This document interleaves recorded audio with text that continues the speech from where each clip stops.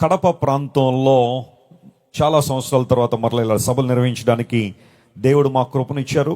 మరి ఈ సభల కోసం మీరందరూ ప్రార్థన చేశారు. మీలో కొంతమంది సహకరించడానికి ఇష్టపడుతున్నారు. అందరూ బట్టి మీ అందరికీ కృతజ్ఞతలు తెలియజేస్తున్నాము. మా టీం అందరూ కూడా నిన్నటి దినమే చాలామంది ఈ ప్రాంతానికి వచ్చారు. అదేవిధంగా బ్రదర్ జోయల్ గారు, వారి టీం అందరూ కూడా చాలా అద్భుతంగా పనిచేశారు. అన్నిటికన్నా ప్రాముఖ్యంగా దేవుడు మనకిచ్చిన మంచి వాతావరణాన్ని బట్టి దేవునికి మహిమ కలుగును గాక. హల్లెలూయా. 2 రోజుల క్రితం వరకు కూడా ఈ గ్రౌండ్ అంతా కూడా మొత్తం వాటర్తో నిండి ఉంది. But I don't know how the team has work is so hard.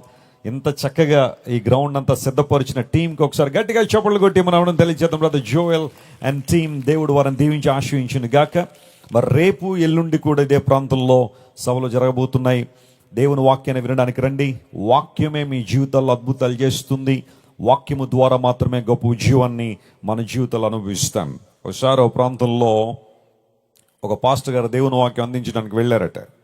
సంఘం అంతా మీకులాగానే వచ్చారు దేవుని మాటలు వినాలని.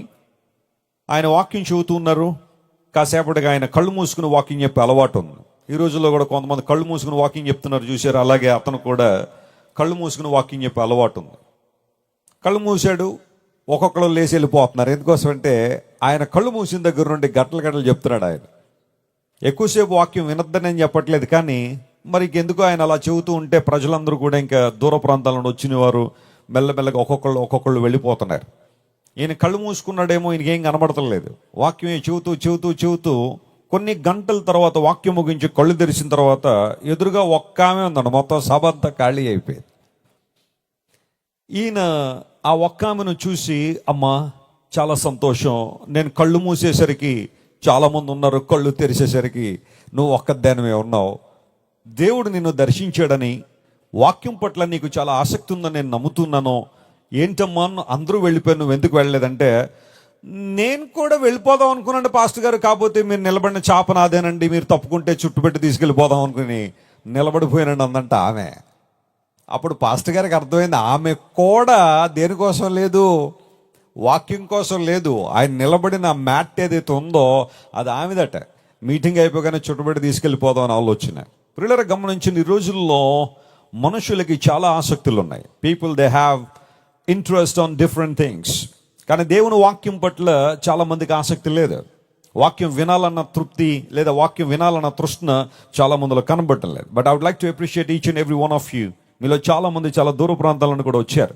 దైవజనుని ద్వారా దేవుడి రాత్రి మాతో ఏం మాట్లాడనై ఉన్నాడో ఆ మాటలు వినాలా, ఆ మాటల ద్వారా మేము దీవెన పొందాలి, దేవుని మాటలు మా జీవితాన్ని కట్టాలి, మా బ్రతుకులను బాగు చేయాలన్న ఆలోచనతో మీరందరూ దేవుని సందుకు వచ్చారు. దేవుడు మిమ్మల్ని అందరినీ తన వాక్యంతో దర్శించి బలపరిచి ఆశీర్వదించును గాక. గ్రంథాలు తెరుద్దాం. మీ దగ్గర బైబిల్ ఉంటే తెరవండి. Psalm 147 and verse 3. ఈరోజు వాక్యాంశంగా కీర్తన గ్రంథం 147వ కీర్తన 3వ వచనాన్ని ఈరోజు వాక్యాంశంగా మనం చదువుకుందాం. పరిశుద్ధ గ్రంథాలు ఉన్న వారందరూ తెరిచి చూడాల్సింది మనం చేస్తున్నాం. కీర్తన గ్రంథం 147 3వ వచనం. గుండె చెదరిన వారిని ఆయన బాగు చేయువాడు, వారి గాయములు కట్టువాడు. అందరూ ఈ మాట నాతో చెప్పండి. ఆయన, ఇంకొంచెం గట్టిగా, ఆయన వారి గాయములు కట్టువాడు. మీకు ఎప్పుడైనా దెబ్బలు తగిలినాయా? గాయాలు అయినాయి ఎప్పుడైనా? చాలాసార్లు అవుతూ ఉంటాయి కదా. కొంతమంది స్త్రీలు వంటగదిలోకి వెళ్ళి నిర్లక్ష్యంగా వంట చేస్తూ ఉంటారు. ఒక చేతిలో ఫోను, మరొక చేతిలో గరిటె పెట్టుకొని వంట చేసి గాయాలతో బయటకు వస్తూ ఉంటారు. జాగ్రత్త స్త్రీలారా, మీరు వంట చేసేటప్పుడు దాని మీదే ఫోకస్ చేయండి. అప్పుడు మీ భర్త కూడా మిమ్మల్ని మెచ్చుకుంటాడు. ఓ చేతిలో ఫోన్, ఓ చేతిలో వంట అయితే వంట పెంట అయిపోద్ది. చాలా ఇబ్బందులు అవుతున్నాయి చాలామంది. కొంతమంది ఫోన్ వదలట్లేదు. సరే, కొంతమంది అనాలోచితంగా రోడ్ల మీద వెళ్ళి చెట్లను ఆ తర్వాత స్తంభాలని గుద్దుకొని గాయాలు పాలవుతూ ఉంటారు. యాక్సిడెంట్ల ద్వారా గాయాలు పాడిన వాళ్ళు చాలామంది ఉన్నారు. అయితే 147వ కీర్తనలో మనందరం దేవుని స్తుతించాలి.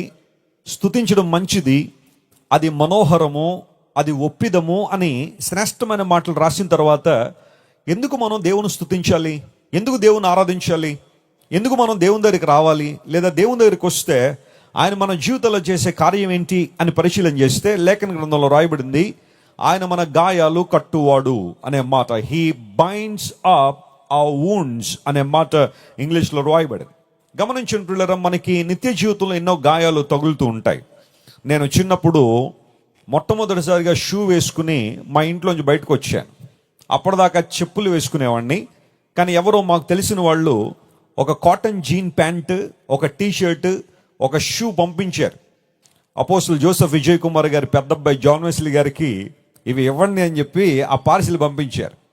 రాగానే మా అమ్మగారు, నేను స్కూల్ నుండి వచ్చిన తర్వాత, నాయన ఎవరో నీకు ఈ పార్సిల్ పంపించారు, షూ, ఆ తర్వాత కాటన్ జీన్ ప్యాంట్, ఆ తర్వాత మంచి టీ షర్ట్ పంపించారు, చాలా సంతోషం కదా అన్నారు. అవును మమ్మీ, చాలా సంతోషం, రేపొద్దున్న వాటిని అలా వేసుకుని బయటికి వెళ్తానని చెప్పి ఆ తెల్లవారుజాము వరకు వెయిట్ చేశాను. మార్నింగ్ రాగానే తలస్నానం చేసి ఆ T shirt and then jean pant, ఆ తర్వాత షూ వేసుకుని అందరూ నన్ను చూడాలి, మా కాలనీ వాళ్ళందరూ మమ్మల్ని చూడాలని చెప్పి రోడ్డు మీదకి వచ్చాను. మరి షూ వేసుకున్నప్పుడు జాగ్రత్తగా నడవాలి కదా, నడవలేదు. వాళ్ళు చూడాలి, వీళ్ళు చూడాలని చెప్పి అడు చూస్తూ ఇటు చూస్తూ నడిచి నడిచి నడిచి వాళ్ళ చోటుకు వచ్చారు, దబీమని పడ్డాను కింద. పడగానే కరెక్ట్గా నా నొసట మీద దెబ్బ తగిలింది. మీరు నన్ను క్లోజ్గా చూస్తే నా నొసట మీద చిన్న మార్క్ ఉంటుంది. అది చిన్నప్పుడు నేను for the first time shoe వేసుకుని సరిగా నడవనందువలన తగిలిన దెబ్బ అనమాట. ఆ తర్వాత ఆ ప్రక్కన వాళ్ళు ఎవరో నన్ను చూసి నన్ను లేపి ఆ కాఫీ పొడి నా నుదుటి మీద పెట్టి రక్తం ఆగేంత వరకు కూడా సహాయం చేసి మెల్లగా మా ఇంటికి తీసుకొచ్చి దింపేశారు. అందరూ నన్ను చూడాలనుకున్నాను కానీ చూశారు. ఎలా అంటే గాయాలతో చూశారు నన్ను. చాలాసార్లు మన జీవితంలో కూడా ఎన్నో గాయాలు తగులుతుంటాయి. But what kind of wounds that God is talking about here? ఏ గాయాల గురించి దేవుడు ఇక్కడ మాట్లాడుతున్నాడు? శారీరక సంబంధమైన గాయాల గురించి అయితే కాదు. ఆ గాయాలు మానపడానికి బహుశా డాక్టర్లు చాలామంది అందుబాటులో ఉన్నారేమో, కానీ కొన్నిసార్లు మన మనస్సుకు తగిన గాయాలు, మన జీవితాలకు తగిన గాయాలు లోకంలో ఎవరు మనపలేరు. ఆ గాయాలు మనల్ని ఎప్పుడూ బాధిస్తూ ఉంటాయి. కొన్ని గాయాలు మనల్ని ఎప్పుడూ వేధిస్తూ ఉంటాయి. గత జీవితంలో జరిగిన కొన్ని పనులు, కొన్ని కార్యాలు చాలా మందిని ఇబ్బంది పెడుతూ ఉంటాయి. మేము చాలా మందిని కౌన్సిలింగ్ చేస్తున్నప్పుడు, మీ విచారానికి కారణం ఏంటి, మీ డిప్రెషన్కి కారణం ఏంటి, మీ యాంగ్జైటీ కారణం ఏంటి, మీరు ఎందుకు సంతోషించలేకపోతున్నారు, ఎందుకు దేవుని ఆరాధించలేకపోతున్నారు, ఎందుకు దేవుని స్తుతించలేకపోతున్నారు, ఎందుకు సరిగా మీరు ప్రార్థన చేయలేకపోతున్నారంటే, వెస్లీ గారు, ఏదో ఒక బాధ మా మనసులో ఉందండి, ఒక గాయం మా మనసులో ఉంది, ఎన్నో ప్రయత్నాలు చేస్తున్నాం ఆ గాయాలు మానుకోవాలని, కానీ అవి మానడం లేదు. అందును బట్టే మేము డిప్రెషన్ గురవుతున్నాం, సంతోషించలేకపోతున్నాం, ఆనందించలేకపోతున్నాం, చనిపోవాలన్న ఆశ మాలో పెరిగిపోతా ఉంది, సమాజం మీద నమ్మకం పోయింది, మనుషుల మీద నమ్మకం పోయిందని చాలామంది జీవితం పట్ల నిరాసక్తిని వ్యక్తం చేయడానికి కారణం ఏంటంటే ఆ గాయాలు వారి జీవితాలు అలాగే ఉండిపోయాయి. అయితే ఈ రాత్రి దేవుడు మాట్లాడుతున్నాడు, నేను వారి గాయాలు కడతాను, గుండె చెదరని వారిని బాగు చేస్తాను అని దేవుడు వాగ్దానం చేశాడు. ఒక విషయం మీకు చెబుతాను, నమ్మని దేవుని ప్రజలారా, మనుషులైతే వాగ్దానాలు చేసి మర్చిపోతారు, కానీ మన దేవుడు ఒక్కడే వాగ్దానాలు నెరవేర్చడానికి సామర్థ్యం కలిగిన వాడు. నమ్మిన వారు గట్టిగా చప్పట్లు కొట్టి దేవుని మహిమపరచండి. Give honour to the Lord because he is the one who keeps the promises. వాగ్దానాలు నెరవేర్చే దేవుడు మనకున్నాడు గనుక ఆయన వైపు మనం చూస్తే అద్భుతాలు జరుగుతాయి. ప్రియులారా, హిబ్రూ భాషలో గాయములు అన్న చోట ఇంగ్లీష్లో వూండ్స్ అని ట్రాన్స్లేట్ చేశారు. అయితే హిబ్రూ పదం ఏంటి అంటే ఎట్సబెత్ అనే పదం రాశారు. ఎట్సబెత్ అనే పదానికి అర్థం ఏంటంటే నొప్పి కలిగించే గాయాలు, బాధను కలిగించే గాయాలు అని దాని అర్థం. దేవుడు తన ప్రజలను చూసినప్పుడట వారందరూ గాయాలతో ఉన్నారట. పైకి చూడడానికి బాగానే ఉన్నారు, సంస్కారవంతులుగా కనబడుతున్నారు, మర్యాదస్తులుగా కనబడుతున్నారు, బాగా ఆనందంగా సంతోషంగా ఉన్నట్టు నలుగురిలో కనబడుతున్నారు. కానీ దేవుడు వారిని చూస్తూ ఉంటే, దేవుడు గమనిస్తూ ఉంటే ప్రతి మనిషికి ఏదో రకమైన గాయం తగిలి అవి కట్టబడక లేదా గాయాలు స్వస్థపడక మానవుడు బాధను అనుభవిస్తున్నాడు. ఒక మాట నమ్మండి ప్రియులారా, మనల్ని మనం చూసుకోవడం వేరు, మనల్ని లోకం చూడడం వేరు, మనల్ని దేవుడు చూడడం వేరు. హల్లెలూయా. మనల్ని మనం చూసుకుంటాం, కొన్ని సందర్భాల్లో మన లోకం చూస్తుంది, కానీ దేవుడు మనల్ని చూసే విధానం ఎప్పుడు కూడా చాలా చాలా అద్భుతమైన విధానం. ఆయన ఉన్నట్టుగా మనల్ని చూసేవాడు, మన స్థితిగతులు చూసేవాడు ఆయన. అందును బట్టి ఆయన అన్నాడు, గాయాలతో ఉన్నవారులారా నా యొద్దకు రండి, నేను మీకు గాయాలు కడతా.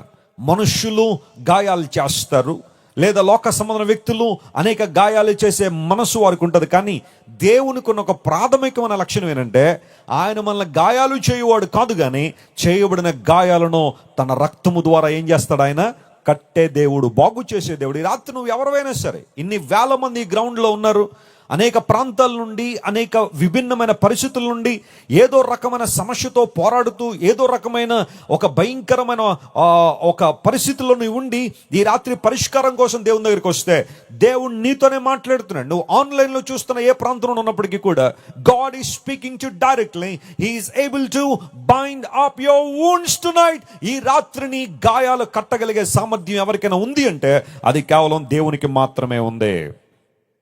అతడు పొందిన గాయముల ద్వారా మనకేముందన్నాడు? స్వస్థత ఉందన్నాడు. క్రీస్తు ప్రభువారు సిలువలో మన కోసం పొందిన గాయాల నుండి మనకు స్వస్థత ఇవ్వాలని ఆశపడుతున్నాడు. ఎక్కడి నుంచి అంటే మనకు తగిన గాయాలను దేవుడు స్వస్థపరచాలని. ఒకవేళ గాయం స్వస్థపరచకపోతే ఏమవుద్ది? మీకు ఎప్పుడైనా దెబ్బ తగిలింది అనుకోండి, ఆ గాయాన్ని అలా వదిలేస్తే ఆ గాయం ఇంకా స్ప్రెడ్ అయిపోద్ది. ఆ బ్యాక్టీరియా కానీ, ఆ వైరస్ కానీ ఇంకా ఇన్ఫెక్షన్ స్ప్రెడ్ అయిపోవడం ద్వారా కొంతమందికి కాళ్ళు చేతులు తీసేయాల్సిన పరిస్థితి వస్తుంది. కాళ్ళల్లో ముళ్ళు గుచ్చుకుందనుకోండి, ఆ ముళ్ళును తీసేయాలి, లేకపోతే సెప్టిక్ అయిపోద్ది. అలా చుట్టూ అంతా కూడా ఇబ్బందికర వాతావరణంలో కొన్నిసార్లు కొంతమంది కాళ్ళు చేతులు కూడా తీసివేయబడిన పరిస్థితుల్లో, కొంతమంది కళ్ళల్లో చిన్న చిన్న నలకలు లాంటివి పడుతూ ఉంటాయి, నిర్లక్ష్య పెడుతూ ఉంటారు, లేదా కళ్ళల్లో ఏమన్నా పడితే అవి తీసుకోవడానికి ప్రయత్నం చేయరు. కొంతకాలానికి అలా కళ్ళు పోయిన వాళ్ళు కూడా చాలా మంది ఉన్నారు. గాయాన్ని గాయంగా ఉంచితే ఆ గాయం ఇంకా పెద్దదైపోద్ది. ఆ గాయం మన్పే దేవుని దగ్గర నువ్వు రావాలి. Why we need to come to Jesus. Yesu ప్రభు ఎందుకు మనల్ని పిలుస్తున్నారు? ఆయన నిన్ను తన మతంలో కలుపుకోవడానికి యేసే నిన్ను పిలవలేదు, లేదా నీ కులాన్ని మార్చాలని యేసు ప్రభు నిన్ను పిలవలేదు, లేకపోతే మరొకటి చేయాలని యేసే మనల్ని పిలవలేదు. కానీ గాయపడిన మనలను తన రక్తం చేత కడిగి మనల్ని పవిత్రపరిచి ఉన్నతమైన దేవునితో మనం నింపాలనే యేసు ప్రభు మనల్ని పిలుస్తూ ఉన్నాడు. అందును బట్టి లేఖనాలు సెలవిస్తున్నాయి, ఆయన వారి గాయాలు కడతాడు. ఈ రాత్రి నా ప్రశ్న ఏంటి అంటే, అసలు మనిషికి గాయాలు ఎందుకు తగిలినాయి? ఇది ప్రశ్న. The question is why we have wounds in our lives. ఎందుకు గాయాలు తగిలినాయి అంటే నేను 3 కారణాలు చెప్తాను ఈ రాత్రి. ఏ కారణం ద్వారా నువ్వు గాయపడినప్పటికీ కూడా ఈ రాత్రి యేసు ప్రభు నీకు సమాధానం ఇవ్వాలని కోరుతున్నాడు. ఆయన ఆ గాయాలు కట్టాలని ప్రభు ఆశిస్తున్నాడు. నంబర్ 1, ఎందుకు మనిషికి గాయాలు తగిలినాయి అంటే, మానవుడు తన జీవితాన్ని దేవుని చేతిలో పెట్టాల్సింది పోయి అపవాది చేతిలో తన జీవితాన్ని పెట్టాడు. కాబట్టే అపవాదికి ఒక లక్షణం మనిషిని గాయపరచడమే. లూకా సువార్త 10వ అధ్యాయం 30వ వచనం మనం చదివితే, The Gospel according to Luke chapter 10 and verse 30, the Bible says, అక్కడ లేఖనాల్లో రాయబడిన మాట ఇలా ఉంది. అందరం బైబిల్ తెరుద్దాం. లూకా సువార్త 10వ అధ్యాయం 30వ వచనం. అందుకు యేసు ఇట్లనెను, ఒక మనుష్యుడు యెరూషలేము నుండి యెరికో పట్టణమునకు దిగి వెళ్ళుచు దొంగల చేతిలో చిక్కెను. వారు అతని బట్టలు దోచుకొని అతనిని కొట్టి, ఆ మాట అండర్లైన్ చేసుకోండి, అతన్ని ఏం చేశారట? కొట్టి కొరప్రాణముతో అతన్ని విడిచిపోయేరి. 34వ వచనం, అతనిని చూచి అతని మీద జాలిపడి దగ్గరకు పోయి నూనెయు ద్రాక్షారసం పోసి అతని గాయములను కట్టి అనే మాట అక్కడ ఉంది. దొంగలు కొట్టారు, సమరయుడు కట్టాడు. దేవుని నామమున స్తోత్రం చెప్పండి, హల్లెలూయా. ఇక్కడ జరుగుతున్న విషయం అదే. ఒక వ్యక్తి యెరూషలేము నుండి యెరికోకి ఏం చేశాడట? దిగి వెళ్ళిపోయాడు. Easy life.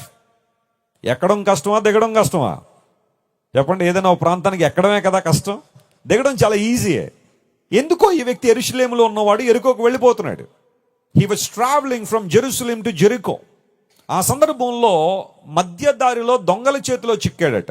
ఈ దొంగలు చేసిన మొట్టమొదటి పని ఏంటో తెలుసా?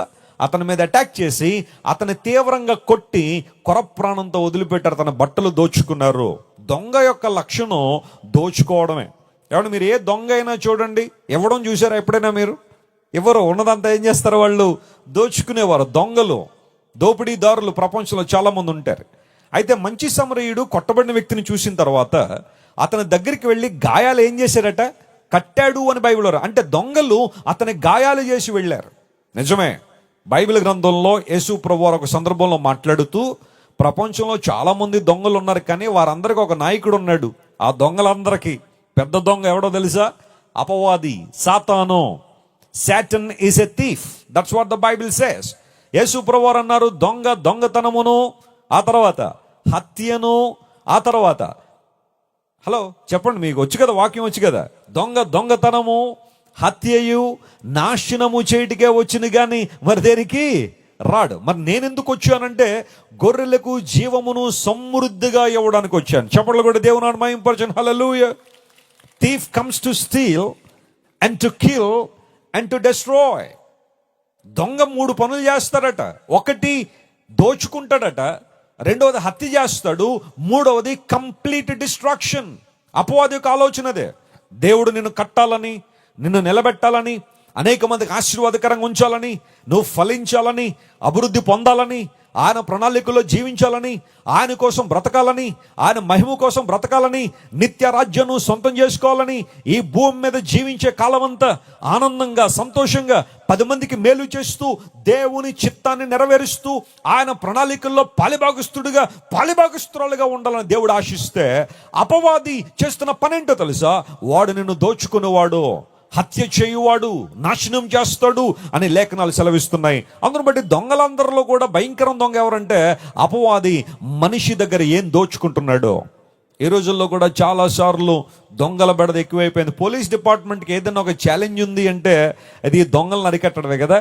ఎవరి స్థాయిలో వారు దొంగతనాలు చేసేవాళ్ళు. దొంగలు ఉన్నారు జాగ్రత్త అనే బోర్డులు పెడుతున్నారు పోలీసు వాళ్ళు కొన్ని ఏరియాల్లో. ఎందుకోసం? కొంతమంది దొంగలు అనేక మందిని ఇబ్బంది పెడతా ఉన్నారు. కోళ్ళ దొంగలు ఉంటారు, కొంతమంది కోళ్ళు ఎత్తుకుపోతూ ఉంటారు. సైకిల్ దొంగలు ఉంటారు, కొంతమంది సైకిళ్ళు ఎత్తుకుపోతూ ఉంటారు. వాళ్ళు ప్రొఫెషనల్స్ అనమాట. వాళ్ళు బైకులు ఎత్తుకుపోయే దొంగలు ఉంటారు. వాళ్ళు మొన్న ఎవడో ఒకరిని పట్టుకుని, అరే బైకులు ఎలా దొంగతనం చేస్తామంటే వాడి టెక్నిక్స్ అన్ని చూసి పోలీసు వాళ్ళు ఆశ్చర్యపోయారు, ఎంత ఈజీగా ఒక బైక్ని దొంగిలించచ్చా అని. కార్లు దొంగిలించేవాళ్ళు కొంతమంది, బ్యాంకులు దోచేవాళ్ళు కొంతమంది, రకరకాల దొంగతనాలు జరుగుతున్నాయి. మొన్నొకసారి ఎవరో వాట్సాప్లో ఎక్కడో ఫోటో పెట్టారు. ఒక ఇంటి ముందు 2 భార్యాభర్తలు ఒక బోర్డు పెట్టారు. యూజువల్గా గేటు దగ్గర బోర్డులు ఏం పెడతారు? ఎవరైనా కుక్కలు ఉన్నాయి జాగ్రత్త, బివేర్ ఆఫ్ డాగ్స్ అని అవిని పెడతారు కదా. వాళ్ళిద్దరు ఏం పెట్టారు తెలుసా? బోర్డు, దయచేసి దొంగలకు విజ్ఞప్తి, ఇప్పటికే మా ఇంట్లో చాలాసార్లు దొంగతనం జరిగింది, కొంచెం గ్యాప్ ఇవ్వండి అని పెట్టారు. వాళ్ళు దొంగతనానికి ఏమి ఇవ్వాలట? కొంచెం గ్యాప్ ఇవ్వండి అయ్యా, మళ్ళీ మేము కూర్చుకోవాలి కదా మీకు దోచిపెట్టడానికి, అందులో కొంచెం గ్యాప్ ఇవ్వండి, దొంగలకు విజ్ఞప్తి అని బోర్డు పెట్టారు వాళ్ళు. ఈ రోజుల్లో ఎక్కడైనా సరే ఒక ఇల్లు ఒక వారం రోజులు తలుపు తాళం వేసి వెళ్ళారంటే వచ్చేటప్పటికి అది అలాగే ఉంటే అదొక వింతగా పరిగణిస్తూ ఉన్నారు. దొంగలు ఉన్నారు ప్రతి చోట, రకరకాల దొంగతనాలు జరుగుతున్నాయి. స్టువర్ట్పురం అని ఆంధ్రప్రదేశ్లో ఒక ప్రాంతం ఉంది. పూర్వదినాల్లో అక్కడ చాలామంది గజ్జి దొంగలు ఉండేవారు. ఇప్పుడు ఆ ప్రాంతాన్ని దేవుని మహాకరుణుడు చాలామంది మార్పు చెంది స్టువర్ట్పురంలో సువార్థికులు చాలామంది ఉన్నారు ఈ రోజుల్లో. కానీ అప్పుడు చాలామంది గజ్జి దొంగలు ఆ ప్రాంతం నుండి వచ్చేవారు.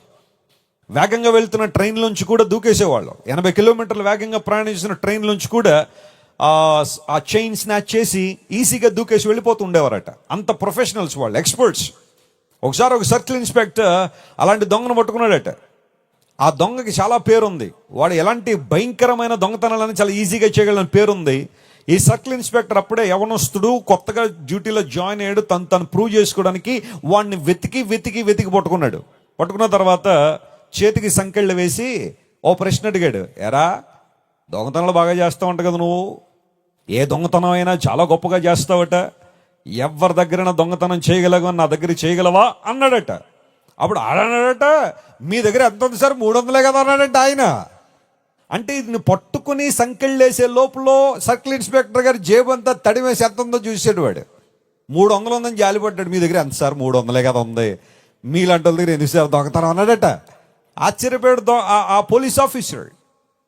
థీఫ్ స్టీల్స్, దొంగతనం చేస్తాడు. అపవాదికున్న ఒక లక్షణం అదే, నీ దగ్గర ఉన్నదేదో దొంగలించాలని వాడు ఆలోచన. మొట్టమొదటి దొంగతనం ఎక్కడ జరిగిందో తెలుసా?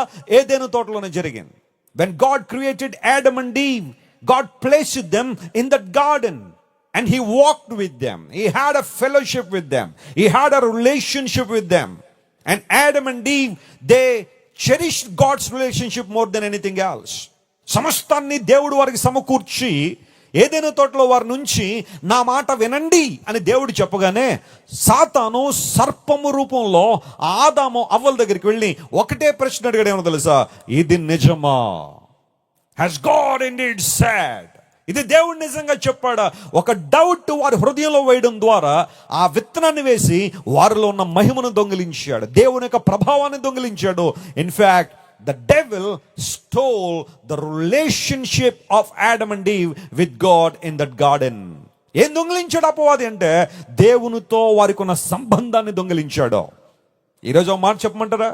ఈ లోకంలో నీకున్న డబ్బు కన్నా, నీకున్న ఉద్యోగం కన్నా, నీకున్న ఆస్తి కన్నా, నీకున్న బంధు బలగం కన్నా, భౌతిక సమాన సౌఖ్యాల కన్నా ప్రపంచంలో నీకు అత్యంత విలువైందంటూ ఏదైనా ఉంది అంటే అది దేవునితో సంబంధమే. హల్లెలూయా.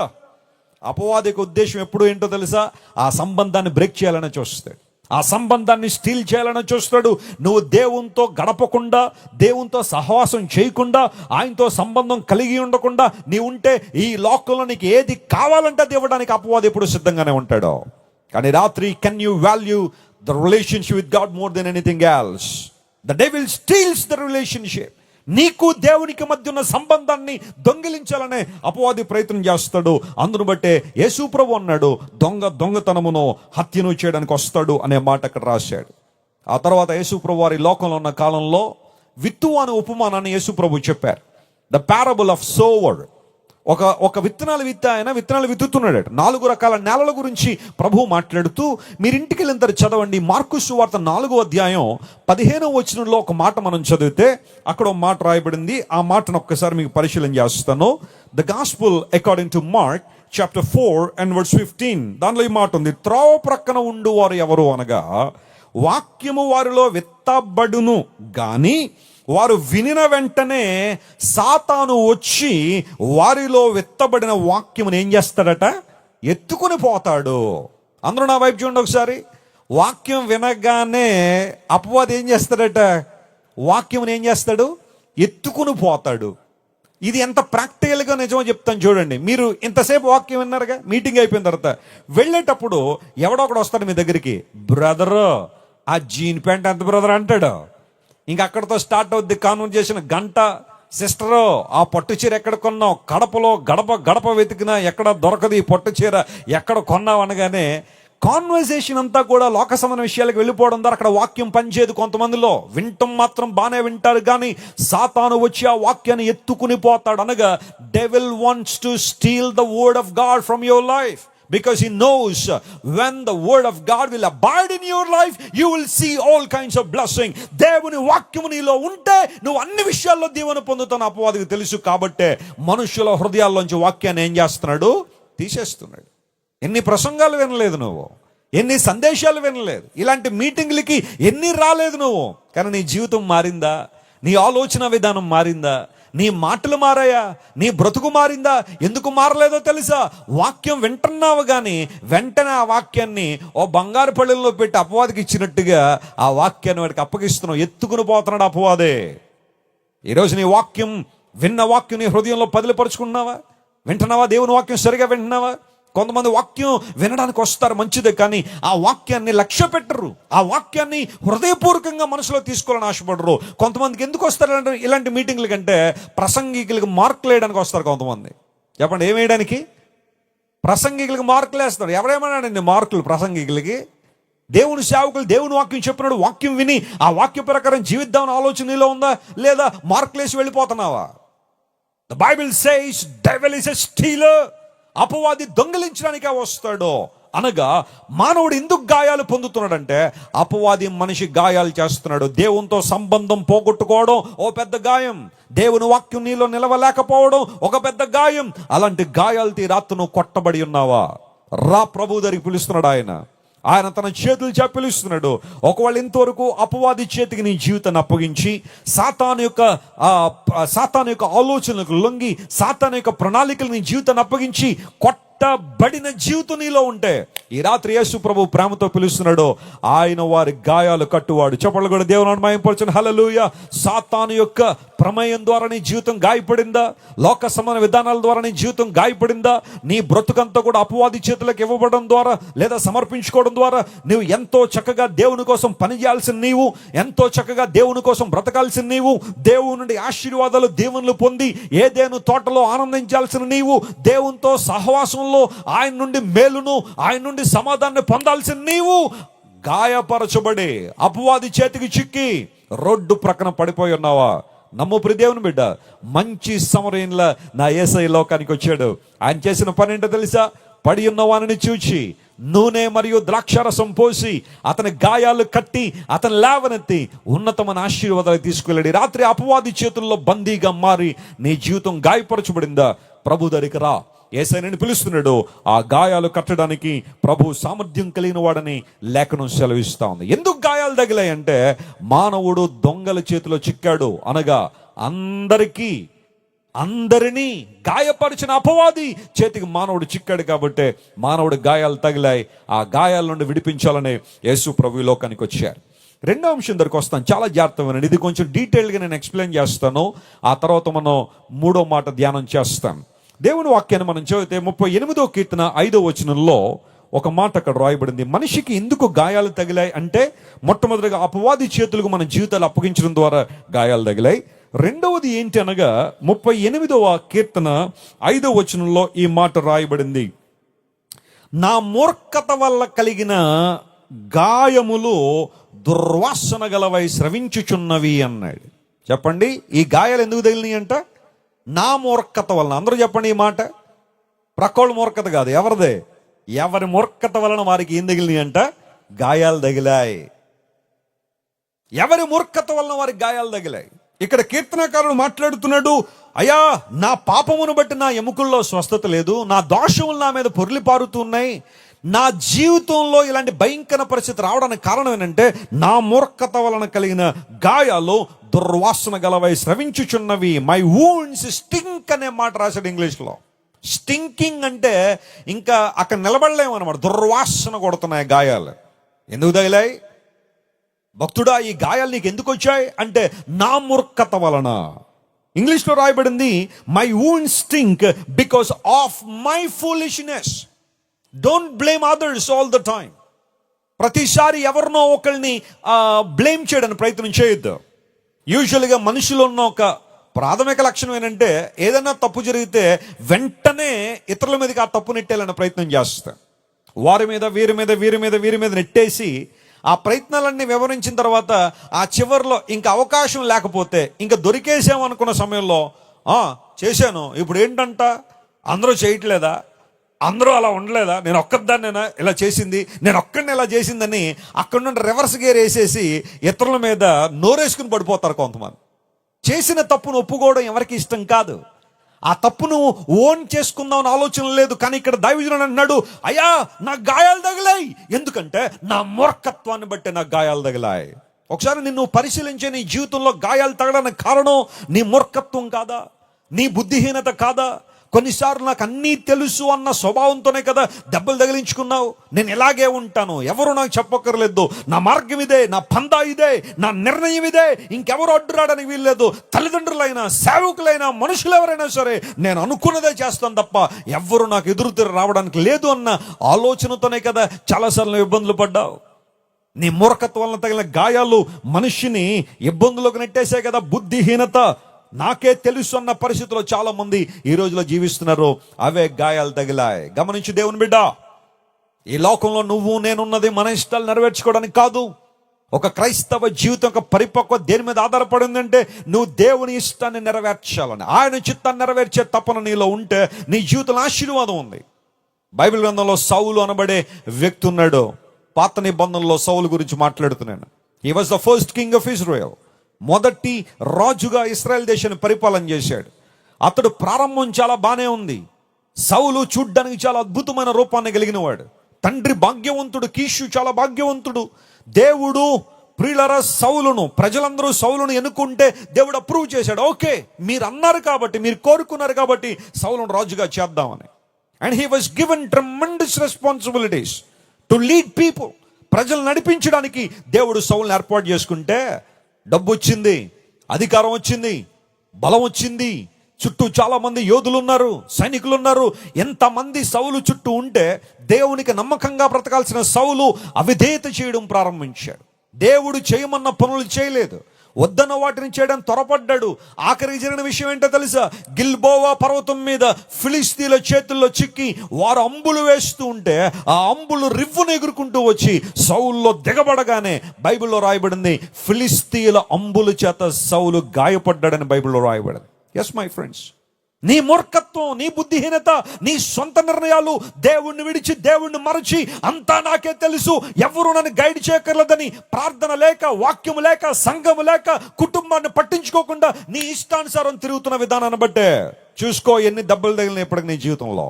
ఎంత నష్టపోయావు, కుటుంబాన్ని బాధ పెట్టావు, నీ చుట్టూ ఉన్నవారిని బాధ పెట్టావు, బంధువులను బాధ పెట్టావు, సేవకులను బాధ పెట్టావు, నీ ఒక్కడివే ఆనందించాలనుకుంటున్నావు, అనేక మందిని బాధ పెడుతున్నావు. కారణం ఏంటో తెలుసా? నీ మూర్ఖత వల్ల నీకు తెలియని గాయాలు అలాంటివి. ఒకసారి మా తండ్రి గారు ఒక యవనస్తుని పిలిచి దేవుని సువార్త ప్రకటించి, తమ్ముడు నీ యవన జీవితాన్ని ప్రభువుకి ఇవ్వాలి. You have to repent for your sins and accept Jesus as your loving saviour. That's the meaning of your life. That's the purpose of your life. దేవుని మాటలన్నీ విన్న తర్వాత ఆ వ్యక్తి బయటికి లేవనుకున్నా తెలుసా? ఇవన్నీ చెప్పకపోతే పాస్టర్లు ఎలా బ్రతుకుతారండి అసలు? ఇవి కదా వాళ్ళు చెప్పి అలా బతికేస్తున్నారు, వాళ్ళు కానుకలు అవన్నీ ఇవన్నీ చెప్పి ఈ మాటలు కదా చెప్పేసి బతికేస్తాం మమ్మల్ని భయపెట్టి. అసలు లోకంలో ఎంత ఆనందం ఉంది, ఎంత సంతోషం ఉంది, ఇది వాళ్ళకేం తెలుసు, నాకు తెలుసు. అందులో బట్టి let me lead my own life. I don't want to heed any word. ఏ మాట నేను వినాల్సిన అవసరం, నా ఇష్టానుసారం జీవిస్తున్నాను బయటికి వెళ్ళాడు. కొంతకాలం అయిన తర్వాత ఒకసారి మా నాన్నగారు, ఆ తర్వాత నేను, మా తమ్ముడు, మా అక్క, మేమందరం మా ఇంట్లో కూర్చుంటే మాకు ఎదురుగా మెయిన్ రోడ్ ఉంటుంది. ఆ మెయిన్ రోడ్ నుంచి ఒక ఎముకల గూడు, అంటే ఒక స్కెలిటన్, ఒక అస్థి పంజరం ఉంటే ఎలా ఉంటుంది చూసారా, అలాంటి ఒక ఎముకల గూడు నడుచుకుంటూ వస్తూ ఉంది. నేనే అన్నాను, డాడీ ఆ యవనస్తుడు పలానవారు అబ్బాయి కదండి. అవును నాయన. ఏంటి ఇలా అయిపోయాడు? ఇంత ముందు చాలా బాగుండేవాడు కదా, ఇప్పుడు ఇలా అయిపోయాడు. Let him come and tell us. వస్తున్నాడు కదా, చెప్తాడు, ఏం చెప్తాడో విందామని. వచ్చి రాగానే మా నాన్నగారు కాళ్ళ మీద పడిపోయాడు.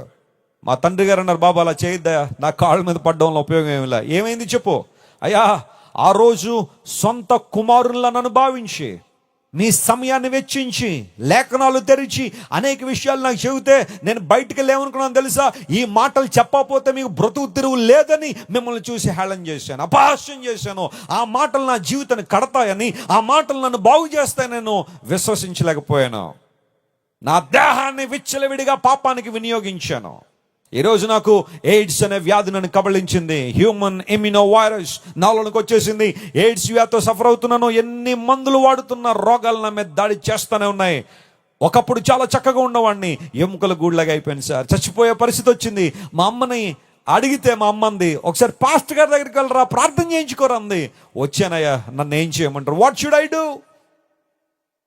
వెంటనే మా నాన్నగారు మరలా అతనికి సువార్త చెప్పి, నీ జీవితాన్ని ప్రభువుకు అప్పగించనగానే దేవుని మందిరంలోకి వచ్చి తన పాపాన్ని ఒప్పుకుని దేవుని సొంత కన్నీళ్లు కారిస్తే ఆ మందిరంలో సగం భాగం తడిచిపోయింది అతని కన్నీళ్లతో. నిజంగా పశ్చాత్తాపడ్డాడు. బయటకు వచ్చాడు. అయ్యగారు ఇంటికి వెళ్తానండి అన్నాడు. బాబు వెళ్ళు, దేవుడు నిన్ను కనికరిస్తే ఓకే, దేవుడు అద్భుతం చేస్తే that's fine, live for Jesus. But sadly after 3 days ఆ సంఘటన 3 రోజుల తర్వాత యవనస్తుడు చనిపోయాడు.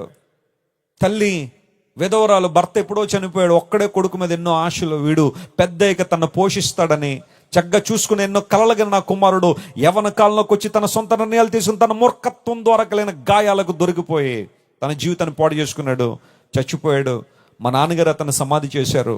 అయితే ఒక విషయంలో మా నాన్నగారు సంతోషించారేంటో తెలుసా? చివరి సమయంలోనైనా ఎక్కడికి వచ్చాడు, ఆఖరి సమయంలోనే ఎక్కడికి వచ్చాడో, యేసయ్య దగ్గరికి వచ్చి తన జీవితాన్ని ప్రభువుకు అప్పగించాడు. ఒక నిరీక్షణ ఏంటో తెలుసా? ఆ వ్యక్తి చనిపోతే పరలోక రాజ్యంలో ఉంటాడని నిరీక్షణ. ఒకందుకు చాలా చాలా చాలా చాలా బాధపడ్డారు. ఎందుకోసం తెలుసా?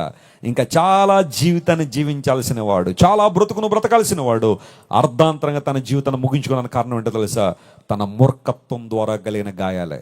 వింటున్నావా తమ్ముడో, చెల్లమ్మా, వింటున్నావా? ఎవరైనా ఒక మంచి మాట చెబితే వినే మనసు నీలో ఉందా? మీ అమ్మ, మీ నాన్న ఏదైనా మాటలు చెబుతుంటే వింటున్నావా? లేదా మీకేం తెలుసని ఎదురు తిరుగుతున్నావా?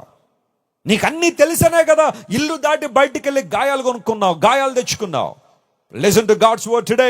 నా మూర్ఖత్వం ద్వారా గాయాలు తగిలేసే ప్రభువా, అవన్నీ స్రవిస్తున్నాయి, దుర్వాసన వచ్చేస్తున్నా జీవితం అంతా కూడా. అనేక మంది దీవెనకరంగా ఉండాల్సింది నేను పాడైపోయాను, చెడిపోయాను, నన్ను ఎవరు బాగు చేస్తారు? మరొక మాట కూడా బైబిల్లో ఉంది, ఆ మాట కూడా మీకు జ్ఞాపకం చేస్తాను. ఇంటికి వెళ్ళిన చదవండి రిఫరెన్స్లన్నీ. సామెతల గ్రంథం 23:29 చదివితే అక్కడ ఒక మాట రాయబడింది. ఎవరికి శ్రమ, ఎవరికి దుఃఖము, ఎవరికి జగడములు, ఎవరికి చింత, ఎవరికి హేతువు లేని గాయాలు అంటే ద్రాక్షారసముతో పొద్దుపుచ్చు వారికే కదా అన్నాడు అక్కడ.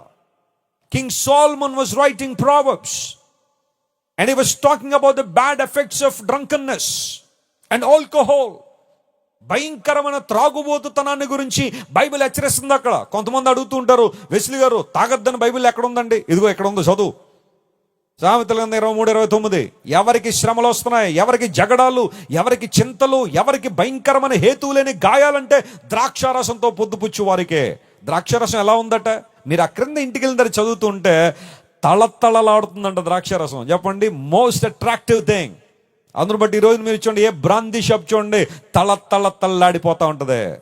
పండగలు వచ్చినాయంటే అన్ని షాపులకి బంద్ ఉంటుంది, కానీ వాటికి మాత్రం ఉండదు. ఎందుకోసం తెలుసా? ఏరులై పారాలా, మళ్ళీ నెక్స్ట్ రోజు వార్తల్లో రావాలా, నిన్నటి దినం ఇంత సేల్ అయింది, ఇన్ని కోట్లు వచ్చింది గవర్నమెంట్కి. వాళ్ళు బాగుపడతారు, మంచిదే. నీ బతుకు ఏమైపోయింది తమ్ముడు? బ్రాందీ షాప్ ఓనర్లు కోట్లు సంపాదిస్తున్నారు. నీ బతుకేమైపోయింది? ఈరోజు తాగుతావు, రేపు హాస్పిటల్కి వెళ్తావు. మళ్ళీ అక్కడ ఎవరు నన్ను కాపాడతారని చూస్తావు, ఏ పథకం గవర్నమెంట్ పెడతాదని చూస్తావు, ఎవరు పాడు చేసుకోమని ఆరోగ్యాన్ని, ఎవరు పథకాల కోసం మళ్ళీ చూడమన్నారు నిన్ను. బైబిల్ సెలవిస్తూ ఉంది, ద్రాక్షారసం తళతళలాడుతుందట, రుచిగా ఉందట, చూడ్డానికి చాలా బాగుందట. మోస్ట్ అట్రాక్టివ్ థింగ్, టేస్టీ అనే దానిలో ఉంది, రుచిగా ఉందట. అలాంటి అట్రాక్షన్ గురైపోయి చాలా మంది త్రాగుబోతులు అయిపోతున్నారు. జాగ్రత్తగా గమనించండి. I'm saying with a heavy heart today. ఈరోజు దేవుని సేవకునిగా చాలా బాధతో చెబుతున్నాడు, యవనస్తులారా, యవన కాలంలోకి రాగానే ఎవడో ఒకడు మీకు అంటిస్తాడు ఈ వ్యసనాన్ని. అరే, బీరు తాగితే కలర్ వస్తావరా అంటాడు. నువ్వు అసలు రంగులేవురా, నువ్వు అసలు సరిగ్గా కనబడతలేదురా. రోజు వాడు స్నానం చేస్తే బాగా కనబడతాడు, చక్కగా శుభ్రంగా ఉంటే బాగుంటాడు. కానీ నువ్వు బీరు తాగితే రంగు వస్తావని అలవాటు చేశావు. ఆఖరికి వాడు ఎలా అయిపోయాడు? రోడ్ల మీద పడిపోతున్నాడు త్రాగి. నమ్మండి ప్రియ దేవుని బిడ్డ, త్రాగుడు అలవాటు చేయడం చాలా మంది వస్తారేమో నీ దగ్గరికి, కానీ మాన్పించమన్నాడు ఎవరిని అయినా ఒక్కడు కూడా రాడు నీ దగ్గరికి. ఎందుకంటే వారికి చేత కాదో. ఇలా ఎంతో మంది త్రాగుబోతులు కుటుంబాలను పాడు చేసుకుంటున్నారు. What are the bad effects of drunkenness? త్రాగుబోతుతనం వలన ఏంటండి అంటే, మొట్టమొదటిగా నీ శరీరం పాడైపోతా ఉంది. థ్రోట్ క్యాన్సర్, లంగ్ క్యాన్సర్ రావడానికి ప్రధానమైన కారణం ఆల్కహాల్. నీ బంధాలు విచ్ఛిన్నం అయిపోతున్నాయి. ఎన్ని కుటుంబాలు విడిపోతున్నాయి ఈ రోజుల్లో త్రాగుబోతున్న వల్ల. భర్త త్రాగి కుటుంబాన్ని పట్టించుకోకపోతే భార్యలు విడాకులు కోడి వెళ్ళిపోతున్నారు, పిల్లలు అనాథలుగా బతుకుతున్నారు. There are bad effects of drunkenness. త్రాగుడు వలన నువ్వు దేవునితో సమయాన్ని గడపలేకపోతున్నావు. బైబిల్లో రాయబడింది, త్రాగిన వాడు వెర్రి మాటలు మాట్లాడతాడట. చెప్పండి, ఏమంటాడు? కడప సెంటర్లో నిలబడి ఈ కడప అంతా కూడా న్యూఢిల్లీ చేసేస్తానంటాడు రేపు పొద్దున్న. ఆడిల్లు చూస్తే తాటకిల్లు ఉంటుంది వాడికి. కడప అంతా న్యూఢిల్లీ చేస్తానంటాడు. లేకపోతే అదంటాడు ఇదంటాడు. మొత్తం సెంటర్లో నిలబడి ఎవడో ఒకటి వచ్చి బండితో గుద్దేసేదాకా అక్కడే నిలబడి వెర్రి మాటలు మాట్లాడు. విపరీతమైన కనబడతా ఉంటాయి కొంతమందికి. ఒకసారి అలాగే ఒకడు రోడ్డు మీద వెళ్తుంటే దూరంగా ఒక ఆయన నిలబడ్డాడట.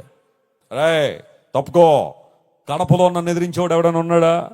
తప్పుకో అన్నాడు. ఆయన ఎవరు అసలు తప్పుకోవట్లేదు. వీడి కోపం వచ్చింది, ఇంకొంచెం దగ్గరికి వెళ్ళాడు. తప్పుకోవా అన్నాడు. వాడు అన్నాడు, అసలు నేను తప్పుకోను అన్నట్టుగా నిలబడ్డాడు. వీడి కోపం వచ్చి విపరీతమైనవి కళ్ళకు కనబడని బైబిల్లో ఉంది కదా.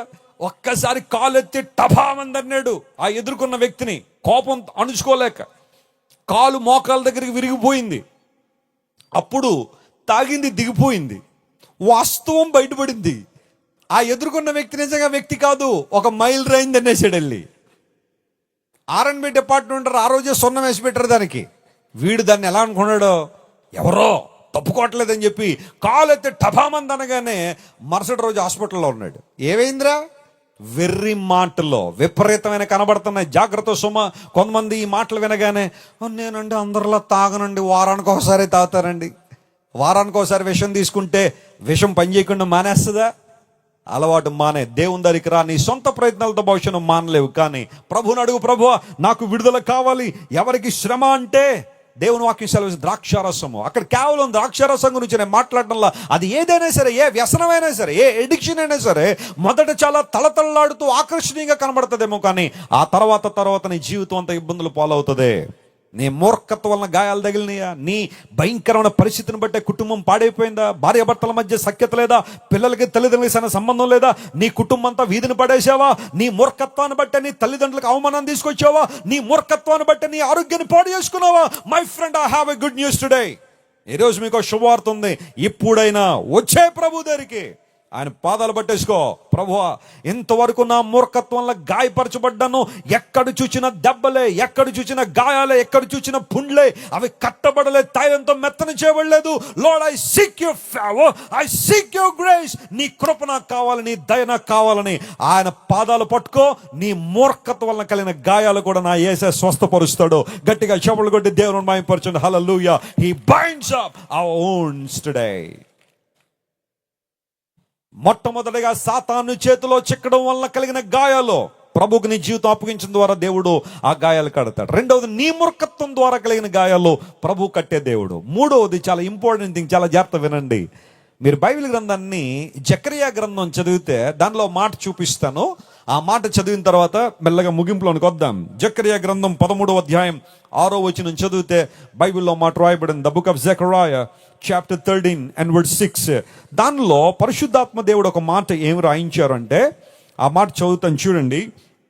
నీ చేతులకు గాయములేంటి అని వారు అడుగగా వాడు, ఇవి నన్ను ప్రేమించిన వారి ఎంట ఉండగా నాకు కలిగిన గాయములు అని చెప్పును. చెప్పండి, ఈ గాయాలు ఎక్కడ తగిలినాయి అంట? ప్రేమించిన వారి ఇంటిలో ఉండగా తగిలిన గాయాలు. దీనికి రెండు అర్థాలు ఉన్నాయి. ఇక్కడ ఎవరైనా కాంటెక్స్ట్ ప్రకారం మనం చదివితే జకరియాలో 13వ అధ్యాయం కాంటెక్స్ట్ ఏంటంటే ఫాల్స్ ప్రాఫిట్స్ గురించి మాట్లాడుతున్నాడు. అబద్ధ బోధకుల గురించి, అబద్ధ ప్రవచనాలు చెప్పేవాళ్ళ గురించి మాట్లాడుతున్నాడు. అదొక కాంటెక్స్ట్ ఉంది. సర్వసాధారణంగా క్రిస్టియన్ థియాలజీలో ఈ మాటను ఎక్కువగా దేనికోసం వాడారంటే, బిట్రేయల్ అనేది నీ క్లోజ్ ఫ్రెండ్స్ నుండే వస్తుంది. నువ్వు ఎవరినైతే బాగా ఎక్కువగా నమ్ముతావో, ఎవరి మీద అయితే ఆధారపడతావో, ఎవరిని పిచ్చిగా ప్రేమిస్తావో అక్కడి నుంచే నీకు భయంకర గాయాలు తగులుతాయి. ఇది ఆ మాటలో ఉన్న మరొక అర్థం. రెండు మీనింగ్స్ ఉన్నాయి, ఒకటి పాజిటివ్ ఉంది, ఒకటి నెగిటివ్ ఉంది. అబద్ధ ప్రవక్తల గురించి అక్కడ రాస్తూ ఉన్నాడు. కానీ చాలా మంది దీన్ని ఎలా తీసుకున్నారంటే, యేసుక్రీస్తు ప్రభు వారికి జరిగిన బీట్రేల్ ఉంది చూసారా? ఇస్కరియోతు యూదా యేసు ప్రభుతో ఎన్ని సంవత్సరాలు ఉన్నాడు? చెప్పాలి గట్టిగా, ఎన్ని సంవత్సరాలు ఉన్నాడు? 3.5 సంవత్సరాలు యేసు ప్రభు శిష్యుడిగా ఉన్నాడు. ఆఖరికి ఏం చేశాడు? గెత్సెమనే తోటలో యేసు ప్రభుని ఏం చేశాడు చెప్పండి?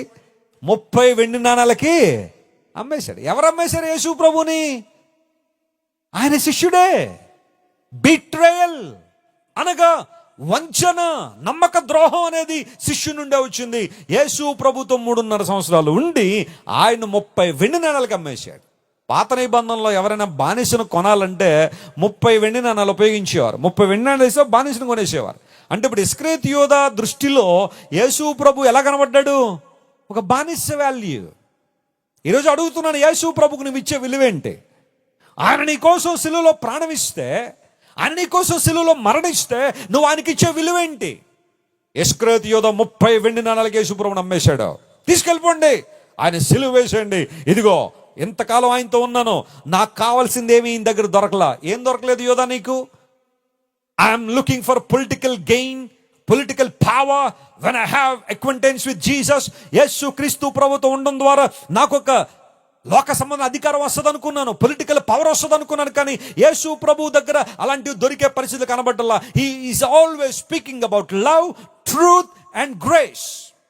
ఆయన ఎప్పుడు సమాధానం గురించి మాట్లాడుతున్నాడు, ప్రేమ గురించి మాట్లాడుతున్నాడు, పాపక్షమాపణ గురించి మాట్లాడుతున్నాడు, ఒక వ్యక్తి నిత్య రాజ్యానికి వెళ్ళడానికి ఏం చేయాలో మాట్లాడుతున్నాడు. అందును బట్టి ఈయన వల్ల నాకు పెద్దగా ఉపయోగం లేదు కాబట్టి ఆ 30 వెండి నాణాలైనా సరే నాకు ఎందుకైనా ఉపయోగపడతాయని చెప్పి యేసుప్రభుని అమ్మేశాడు. ఆ బిట్రేల్ ఉంది చూసారా? బహుశా దానికి ఇక్కడ జకరియాలో ప్రొఫెసీ అని చాలా మంది బైబిల్ పండితులు చెబుతారు. అయితే గమనించండి ప్రియులారా, ఇక్కడ నేను ఆ మాటను కనుక తీసుకుంటే, నీ చేతులకు గాయాలు తగిలిని, నీ జీవితాన్ని దెబ్బలు తగిలిని ఎలా అని అడిగారట. అక్కడ ఇస్తున్న సమాధానం ఏంటో తెలుసా? నేను ఎవరినైతే బాగా ప్రేమించానో వారి ఎంట ఉండగా ఇవి నాకు కలిగిన గాయాలు. ఒక మాట చెప్తాను, చాలా జాగ్రత్తగానండి. మనుషులు వాళ్ళు ఎంతటి వారైనా, ఏ స్థాయిలో వారైనా, ఎంత మంచివారు అని వారు అనుకున్నా, ఏదో ఒక సందర్భంలో నిన్ను నన్ను ఏం చేస్తారు చెప్పండి? గాయపరుస్తారు. ఆ గాయాలు అనేవి చేస్తారు. చాలామంది భర్తలు నిలబెట్టి అడిగితే చెబుతారు, నా భార్య నన్ను గాయపరిచిందని. చాలాసార్లు చాలామంది భార్యలను అడిగితే చెబుతారేమో, నా భర్త నన్ను గాయపరిచాడని. చాలాసార్లు నా మనసును గాయపరిచాడు, నా శరీరాన్ని గాయపరిచారు. కొంతమంది అబ్యూస్ చేసేవాళ్ళు ఉంటారు, భార్యలను అబ్యూస్ చేస్తారు, సిగరెట్లతో కాల్చేవాళ్ళు ఉంటారు కొంతమంది. అదొక పైశాచికత్వం అనమాట. ఇంకా ఆమె ఎక్కడికి వెళ్ళలేదు, ఎవరితో చెప్పుకోలేదు, చెప్పుకుంటే ఆమె జీవితమే పాడైపోద్ది. నేను ఎలాగ ఏలుకోను కాబట్టి ఇంక ఎక్కడికి వెళ్ళలేక నేను పెట్టే బాధ అంతా భరిస్తుందని భయంకరంగా వాతలు పెట్టేవాళ్ళు ఉంటారు. మా రాజమండ్రిలో ఒక ఆయన ఉండేవాడండి, ఇప్పుడు చనిపోయాడు అనుకోండి. అతని గురించి ప్రస్తావన చేసే సమయం వచ్చింది కాబట్టి చెబుతున్నాను. భార్యను ఎంతగా ఇబ్బంది పెట్టేవాడంటే కొన్నిసార్లు 3 రోజులు భార్యని బాత్రూంలో పెట్టి తలుపేసేవాడు. 3 రోజులు లోపల ఆమె మూలిగి ఏమండి ఆకలేస్తుందండి, ఏమండి ఉండలేకపోతాను లోపలన్న ఆ బయటే కుర్చీ వేసుకుని కూర్చునేవాడు అంతే 3 రోజులు. ఏంటో అతనికి తెలియదు ఆ పైశాచికత్వం. 3 రోజుల తర్వాత తలుపు తీసేవాడు, బయటకు వచ్చేది ఆమె. అబ్యూజ్ చేయాలని ఆలోచన, భార్యని గాయపరచాలని ఆలోచన. కొంతమంది భర్తను గాయపరిచేవాళ్ళు ఉన్నారు, వారి మాటల ద్వారా గాయపరిచేవాళ్ళు, హీనపరిచేవాళ్ళు. భర్త ఏమన్నా పడుతున్నాడని చెప్పి, మంచోడని చెప్పి ఇష్టానుసారం మాట్లాడి, నా భర్తకి ఏం తెలియదండి, అంతా మనమేనండి, ఇక్కడ ఏమన్నా ఉంటే మనకే చెప్పండి, ఆయన 2వ తరగతి 2 సార్లు చదివాడండి, నేను 3వ తరగతి 3 సార్లు చదివానండి, నేను బెటర్ దాన్ హిమ్ అంటారు చాలా. నువ్వు 3వ తరగతి 3 సార్లు కాదు 30 సార్లు చదివి, ఎవరికి కావాలి? నీ భర్తకి ఇవ్వాల్సిన గౌరవం నీకు ఇస్తున్నావా? లిసన్ టు మీ లేడీస్, స్త్రీలందరూ వినండి. నీ భర్తకి ఏమున్నా లేకపోయినా ఆయనకి ఇవ్వాల్సిన గౌరవం మాత్రం ఆయనకి ఇవ్వాలి నువ్వు. Men need respect. మీరు గదిలో ఏం పడతారో మీ ఇష్టం, బయటికి రాగానే ఒకరికొకరుగా నిలబడాలంతే. నీ భార్యను ఎవడైనా ఏమైనా అంటే నువ్వు నిలబడాలి అక్కడ. ఎవరు అనడానికి వీలు లేదనాల. నీ భర్తను ఎవరైనా అంటే అది నీ బంధువులు కావచ్చు, నీ తల్లిదండ్రులు కావచ్చు, నువ్వు నిలబడాలి ముందు. నా భర్తను అంటారేంటని మీరు లోపల ఎన్నైనా పడండి, ఎన్ని గొడవలైనా ఆడుకోండి మీ ఇష్టం, కానీ బయటకు వచ్చిన తర్వాత ఒకళ్ళకొకళ్ళగా నిలబడాలి మీరు. అలా అని చెప్పి వెసిలి గారు బాగా చెప్పారు కదా, తలుపులు వేసుకుని దెబ్బలాడుకుందాం ఈ రోజంతా, అది కాదు నా ఉద్దేశం. అక్కడ you can converse with each other. ఇద్దరు మాట్లాడుకోండి, నిర్ణయాలు తీసుకోండి, కానీ బయటికి రాగానే జనాలకు అర్థం అవ్వాలి, ప్రజలకు అర్థం అవ్వాలి. నా భార్యను ఏమన్నా అంటే కుదరదు అన్నట్టుగా నువ్వు చెప్పాలి ప్రపంచానికి. అంతేగాని కొంతమంది భార్యను అక్కడ నిలబెట్టి తల్లి ముందు, తండ్రి ముందు, ఆడపడుచుల ముందు, తోబుట్టుల ముందు విపరీతంగా తిడితే నువ్వు రేపు పొద్దున ఆఫీస్కి వెళ్తే వాళ్ళు అదే కదా చేస్తుంది, ఆ పనే కదా. నీ భార్యను నిష్ఠూర పెడుతున్నారు కదా, ఇబ్బంది పెడుతున్నారు కదా. నిన్ను నమ్ముకుని వచ్చి నీ భార్యను అలా ఇబ్బంది పెట్టడం భావ్యమేనా? రోజంతా కష్టపడి, నెలంతా కష్టపడి నీ కోసం రెక్కాడించి డబ్బులు తీసుకొస్తున్న భర్తను బజార్కి ఇచ్చడం భావ్యమైన? సహోదరి వినో, ఎవరినైతే ఎక్కువ ప్రేమిస్తున్నావో అక్కడ నుంచే గాయాలు వస్తాయేమో. యవనస్తులారా వినండి, when you love someone so much, get ready for biggest hurt in your life. నువ్వు ఎవరినైతే ప్రాణప్రదంగా ప్రేమిస్తున్నావో ఒకరోజు నువ్వు వారిని వదిలేసి వెళ్ళిపోయినప్పుడు, వాళ్ళని మీద నిందలేసినప్పుడు, నీ క్యారెక్టర్ని తప్పుగా మాట్లాడినప్పుడు, లేదా నీ క్యాలిబర్ని తక్కువ మాట్లాడినప్పుడు, నీ కెపాసిటీని తక్కువగా మాట్లాడినప్పుడు, ఆ హర్ట్ ఉంటుంది చూసావా, అది ఎవరితో చెప్పుకోవాలనే బాధ. ఎంతమంది యవనస్తులు తమ జీవితాలు ముగించుకుంటారు. నిన్న పేపర్లో నేను చూశాను, స్త్రీల కన్నా పురుషులట ఈ బాధ చాలా ఎక్కువ పడతారట. ఇది పేపర్లో వచ్చిందే, ఒక సైకాట్రిస్ట్ చెప్పిన మాట నేను చెప్తున్నాను, నా సొంత మాట కాదు అది. ఆ బ్రేకప్ అనేది బాగా ప్రేమించేసుకుని యవన కాలంలోకి వచ్చిన తర్వాత కొంతమంది ఇంకా నువ్వు లేకపోతే నేను లేను, నేను లేకపోతే నువ్వు లేనని ఇద్దరు కూడా ఒకరికొకరి జీవితాలు కట్టిపడేసుకుని ఒక సమయం వచ్చిన తర్వాత మరి ఏమవుద్దో తెలియదు, అటు నుండి కానీ ఇటు నుండి కానీ బ్రేకప్ వచ్చింది అంటే యవనస్తులు హ్యాండిల్ చేయలేకపోతున్నారు ఆ సిచ్యువేషన్ని. ఎందుకు ఈ రోజున సూసైడ్లు, ఎందుకు ఈ రోజున భయంకరమైన మరణాలు? మన ఈ మధ్యన యవనస్తులు ఒక టవల్తో ఇద్దరు కూడా కట్టేసుకుని ఒక చెరువులో దూకేశారు. ఇద్దరు ఒకేసారి కలిసి ఉంటే చచ్చిపోయిన తర్వాత కూడా ఆ వెళ్ళే లోకంలో కలిసే ఉందాం అనుకున్నారో ఏంటో, ఆ భార్య భర్తలు ఇద్దరు కూడా ఆ యంగ్స్టర్స్ ఇద్దరు కూడా సూసైడ్ చేసుకున్న కారణం ఏంటో తెలుసా? ఒకరిని విడిచి ఒకరు ఉండలేక. కొన్నిసార్లు నీ జీవితంలో ఎవరినైతే ఎక్కువ ప్రేమిస్తున్నావో, లేదా ఎవరి ప్రేమ కోసం నువ్వు వెంపర్లాడిపోతున్నావు, ఎవరైతే లేకపోతే నేను ఉండలేనంటున్నావో, బహుశా వాళ్లే నిన్ను అతి తీవ్రమైన గాయాలు చేస్తారేమో. ఆ గాయాలు నువ్వు ఎవరితో చెప్పుకోలేవు, ఎవరి దగ్గర ఆ గాయాల గురించి నువ్వు మాట్లాడలేవు. వాటిని భరించలేక, రాత్రులు నిద్రపట్టలేక, భయంకరమైన వేదనతో ఈరోజు చాలా మంది యవన సమాజం జీవిస్తున్నారు. లోక ప్రేమలు అలాంటివే. ఏ ఇంటిలో అయితే నేనున్నానో ఆ ప్రేమించిన వారి ఇంట నాకు తెలియని గాయాలు. ఈ రాత్రి ప్రియ దేవుని బిడ్డ, బహుశా అలాంటి గాయం ఏదైనా నీకు తగిలిందా? అలాంటి ఊన్స్ ఏమైనా తగిలి ఇక్కడ కూర్చున్నావా?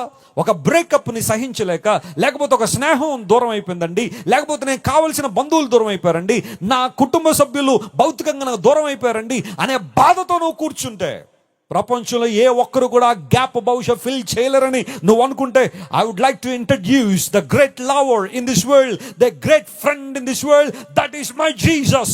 యేసు క్రీస్తు ప్రభు అనే స్నేహితుడిని, యేసు క్రీస్తు ప్రభు అనే ప్రేమగల దేవుణ్ణి ఈ రాత్రి మీకు పరిచయం చేస్తున్నాను. చెప్పలు కూడా దేవుని మహిమపరచండి.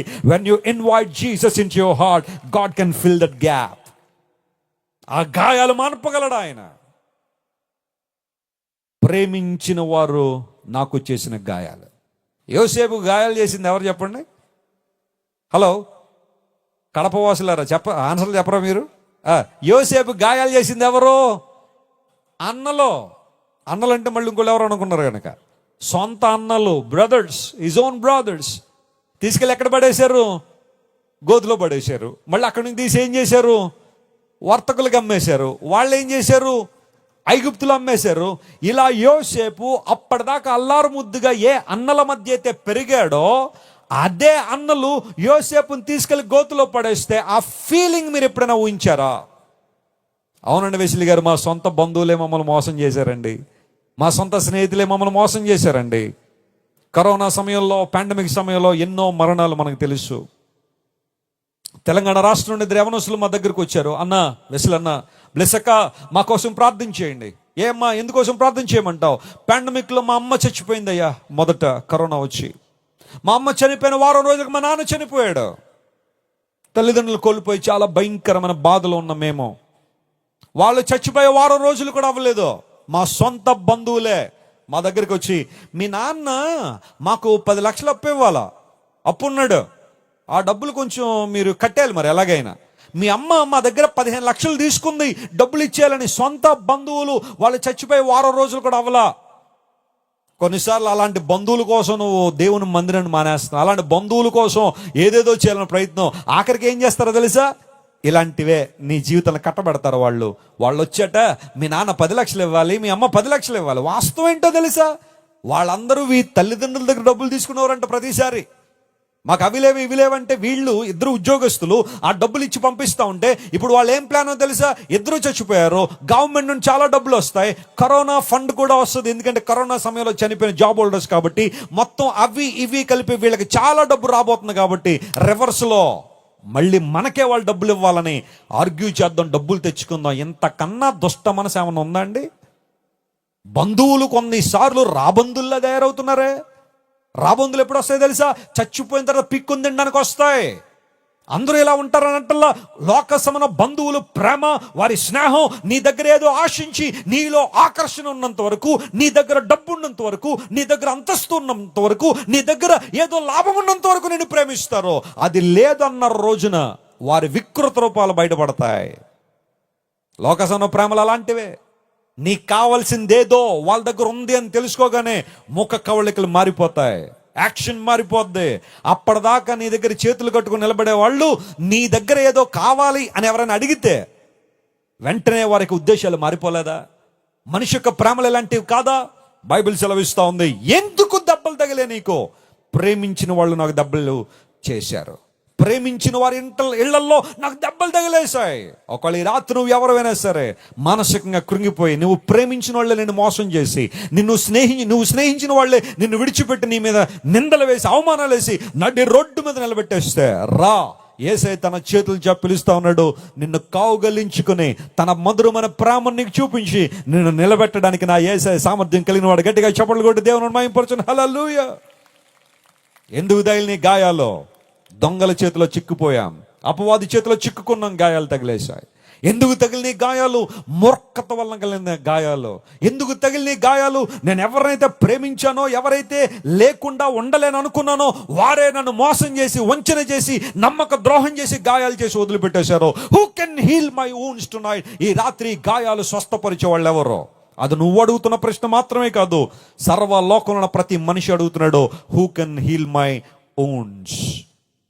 జాతులకు, మతాలకు, కులాలకు అతీతంగా మానవుడు ఈ ప్రశ్న అడుగుతుంటే నమ్మండి ప్రియ దేవుని బిడ్డలారా, 2000 సంవత్సరాల క్రితం ఏ దేవుడైతే సర్వ జగత్తును కలుగజేశాడో, ఏ దేవుడైతే సకల చరాచర సృష్టిని తన మహత్తైన మాట ద్వారా కలుగు చేసి నిర్వహిస్తున్నాడో, ఏ దేవుడైతే నిన్ను నన్ను తన రూపంలో తన పోలికలో కలుగు చేసుకున్నాడో, ఏ దేవుడైతే మనల్ని ప్రేమించి లోకానికి వచ్చాడో, ఆ ప్రభు అని యేసుక్రీస్తు వారు ఈ భూలోకానికి మధ్యలో సిలువలో వ్రాలాడి తన చేతులు చాపే, బైబిల్లో మాట రాయబడింది, అతడు పొందిన దెబ్బల ద్వారా. గట్టిగా చప్పట్లు కొట్టి దేవుని మహిమపరచును. హల్లెలూయా.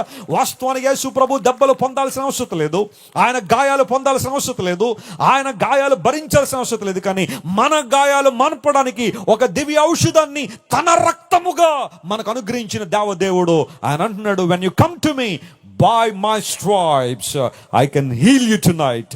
ఈ రాత్రి నిన్ను స్వస్థపరిచే దేవుడు నేనే, నీ గాయాలు కట్టువాడు నేనే. నీ గాయముల నుండి స్రవిస్తున్న దుర్వాసనను తుడిచివేసి నీ జీవితాన్ని సువాసన భరితంగా మార్చగలిగిన సామర్థ్యం ఉంది అని యేసు ప్రభు నీ కోసం సిలువలో తన ప్రాణం అర్పించారు. What a great love it is. లోకంలో చాలా మంది వచ్చారు, వారందరూ మనిషి గాయాలు మాన్పాలని ప్రయత్నం చేశారు. కానీ ఇర్మియా గ్రంథంలో మీరు ఇంటికి వెళ్ళిన చదవండి, 8వ అధ్యాయం 11వ వచనంలో చాలా మంది అబద్ధ ప్రవక్తలు, అబద్ధ బోధకులు మనిషికి సమాధానం అని చెబుతూ గాయాలు పైనే మాన్పడానికి ప్రయత్నం చేశారట. మనుషుల యొక్క ప్రయత్నాలు ఎప్పుడు నీ గాయాలు మాన్పోవు. లోక సంబంధ తత్వజ్ఞానాలు నీ గాయాలు మాన్పోవు, లోక సంబంధ విధానాలు నీ గాయాలు మాన్పోవు. కానీ ప్రభు అయిన యేసుక్రీస్తు వారు నీ కోసం నా కోసం శిలువలో మరణించి అతడు పొందిన గాయాల ద్వారా మనకు స్వస్థత ఇవ్వాలని యేసు ప్రభు రాత్రి ఆశిస్తున్నాడు. అపవాది చేతిలో చిక్కి గాయాలు పొంది, మూర్ఖత వలన గాయాలు పొంది, ప్రేమించిన వారి ద్వారా గాయాలు పొంది నిశ్చేష్టుడిగా నువ్వు నిలబడితే ఈ రాత్రి ప్రేమతో నన్ను పిలుస్తున్న దేవుడు ఆయన. రమ్మని తన చేతులు చాపి పిలుస్తున్న దేవుడు. నువ్వు ఎటువంటి శ్రమలో ఉన్నా, ఎటువంటి ఇబ్బందుల్లో ఉన్నా, ఎటువంటి ఓటములో ఉన్నా, ఎటువంటి వైఫల్యంలోనే ఉన్నా, ఎలాంటి కలవరంతో బాధపడుతున్నా, ఎలాంటి ఆందోళనలు జీవిస్తున్నా, ఎలాంటి ఒంటరితనము, ఎలాంటి నమ్మక ద్రోహానికి గురై, బ్యాక్ స్టాబింగ్ గురై నీ జీవితంలో గాయాలు పాలైతే can you come to Jesus tonight. ఈ రాత్రి రాగలవా యేసయ్య దగ్గరికి? తన చేతులు చాపి నిన్ను నన్ను పిలుస్తున్నాడు ఆయన. ఆయన ప్రేమగల చేతుల్లోకి ఎప్పుడైతే నీ జీవితాన్ని అప్పగిస్తావో He washes you, He cleanses you. ఆయన నిన్ను కడిగి పవిత్రపరిచి, మంచి సమరయుడు రోడ్డున ప్రక్కన పడిపోయిన ఆ వ్యక్తిని ఏ విధంగా చూచి జాలిపడి దగ్గరికి వెళ్ళి నూనె మరియు ద్రాక్షరసాన్ని పోసి అతని గాయాలు కట్టాడో, ఈ రాత్రి యేసు ప్రభు నీ గాయాలు కూడా కట్టాలని ఇష్టపడుతున్నాడు ఆయన. ఆయన నిన్ను కూడా నిలబెట్టాలని ఇష్టపడుతున్నాడు. రాగలవు ప్రభు దగ్గరికి. Is it not a good time to come to Jesus? He binds up your wounds. ఆయన నీ గాయాలు కట్టగలిగిన దేవుడు ఆయన. నిన్ను స్వస్థపరిచే దేవుడు, నిన్ను బలపరిచే దేవుడు. అలాంటి ప్రేమగల దేవుని దగ్గరికి వద్దామా? అందరూ లేచి నిలబడి ప్రార్థన చేద్దాం. Everyone please stand up wherever you are. ఈ రాత్రి ఇంతవరకు దేవుడు మనతో మాట్లాడిన ప్రతి మాటను మన హృదయాల్లో, మన జీవితాల్లో పదిలపరుచుకుని ఆయన వైపు మనం చూద్దామా? అందరూ లేచి నిలబడండి. అందరూ లేచి, ఎవరు అటు ఇటు చూడొద్దు. నేను చేయబోతున్న ప్రార్థనలు మీరు ఏకీవించాలి. ప్రసంగం బాగా విన్నారు, ఈ ప్రార్థనలు కూడా ఏకీవించండి. ఆన్లైన్ వ్యూవర్స్ మీరు కూడా ప్రార్థనలు ఏకీవించాలి. మీరు ఎక్కడున్నప్పటికీ కూడా నీ జీవితం అంతా గాయాలతో ఉందా? దొంగల చేతిలో చిక్కి గాయపరచబడ్డావా? నీ మూర్ఖత్వం వల్ల నీకు గాయాలు తగిలేసాయా? నీ ఫూలిష్నెస్ వల్ల ఎన్నో గాయాలు అనుభవిస్తున్నావా? నువ్వు ప్రేమించిన వారే, నువ్వు నమ్మిన వారే, మీరు లేకపోతే నేను ఉండలేను అని ఎవరికైతే నీ జీవితాన్ని కట్టేసుకున్నావో వాళ్లే నిన్ను గాయపరిచారా? ఆ ఎడబాటును తట్టుకోలేకపోతున్నావు, ఆ ఒంటరితనం తట్టుకోలేక చచ్చిపోవాలని ఆశ నీలో ఉందా? ఆ గాయాలు భరించలేకపోతున్నాడు వెస్లీ గారు. నేను నమ్మిన వారు నన్ను గాయాలు చేశారండి అనే బాధ నీలో ఉంటే, Christ is calling you today. ఆయనను పిలుస్తున్నాడు. నీ శ్రమ నుండి విడిపించేవాడు ఆయన, నీ దుఃఖం నుండి విడిపించేవాడు ఆయన. మనుషులు గాయాలు చేస్తారు కానీ దేవుడు గాయాలు కట్టువాడు ఆయన. అపవాది చేతిలో చిక్కుకుని గాయపరచబడ్డాడు. దొంగతనం చేయడానికి వస్తాడు. నీ దగ్గర ఉన్న దేవుని సంబంధాన్ని, దేవుని ఆనందాన్ని, దేవుని శాంతిని దొంగిలించాలని అపవాదికి ఆలోచన. ఈ రాత్రి నీ జీవితం యేసయ్య చేతిలో పెట్టగలవా? వెస్లీ గారు, నా జీవితాన్ని రాత్రి యేసయ్యకి ఇస్తానండి. నా మూర్ఖత్వం వల్ల ఎన్నో గాయాలు పొందేశానండి ఆల్రెడీ. నేను తీసుకున్న చెడు నిర్ణయాలు నా జీవితాన్ని అంతా గాయాలు పాలైపోయినాయి. ఈ రాత్రి యేసయ్య నన్ను చేర్చుకోవాలని ఆశపడుతున్నాను. అందరూ ఆయన వైపు చూద్దాం. డీ మైనర్ తీసుకో, డీ మైనర్. అందరం దేవుని వైపు నుంచి. గాయాములన్ నా కొరకై పొందేను క్రీస్తు ప్రభు. గాయాములన్ కొరకై పొందేను క్రీస్తు ప్రభు. స్వరూపమైన సొగసైన లేదు దుఃఖభరితుడాయను. స్వరూపమైన సొగసైన లేదు దుఃఖభరితుడాయను. వ్యాధిగ్రస్తుడుగా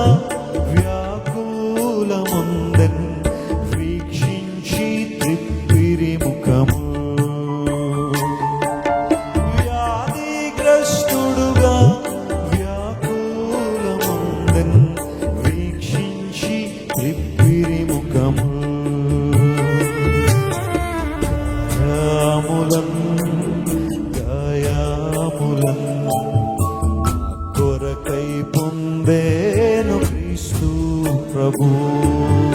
అందరూ మన రెండు చేతులు ఆకాశం చాపుదామా? Let us give our hands to God, our lives to Jesus tonight. అవునయ్యా, నేను ఒప్పుకున్నాను, ఇంకా నా గాయాలు తగిలే ఉన్నాయి ప్రభువా. నా దేహము, నా మనస్సు, నా ఆత్మ గాయాలు పాలయ్యాం. ఏ మనిషి నన్ను స్వస్థపరచలేకపోతున్నాడు ప్రభువా. ఈ లోకంలో ఏ వ్యక్తి కూడా నన్ను స్వస్థపరచలేడు. నాకు తగిలిన గాయాలు ఏ డాక్టర్ మానుపలేకపోతున్నాడయ్యా, ఏ ఫిలాసఫర్ మానుపలేకపోతున్నాడయ్యా, ఏ మనుషులు నాకు ఉపశమనం ఇవ్వట్లేదు. నా గాయాలు ఇంకా పెద్దవే చేస్తున్నారు. కానీ ఈ రాత్రిని ఆశ్రయిస్తున్నాను ప్రభు. నా మూర్ఖత్వం వల్ల కలిగిన గాయాలు, అపవాది చేతుల్లో నుంచి చిక్కుకోవడం ద్వారా నాకు కలిగిన గాయాలు, నేను ప్రేమించిన వారే నాకు చేసిన గాయాలు తట్టుకోలేకపోతున్నానయ్యా. ఈ రాత్రి నాకు విడుదల ఇవ్వు ప్రభువా. God is healing you my friend. దేవుడు నిన్ను స్వస్థపరుస్తున్నాడు ఈ రాత్రి. అందరూ మన రెండు చేతులు చాపి దేవుని వైపు మనం చూద్దాం. ఓ యేసయ్యా, నీ ప్రేమను బట్టి నీకు వందనాలు. ఓ క్రీస్తు ప్రేమను మరువజాలము, ఎంతో ప్రేమించే మనలా. యేసు ప్రేమను మరువజాలము, ఎంతో ప్రేమించే మనలా. తాను పొందిన దెబ్బల ద్వారా స్వస్థత కలిగే మనకు. తాను పొందిన దెబ్బల ద్వారా స్వస్థత కలిగే మనకు.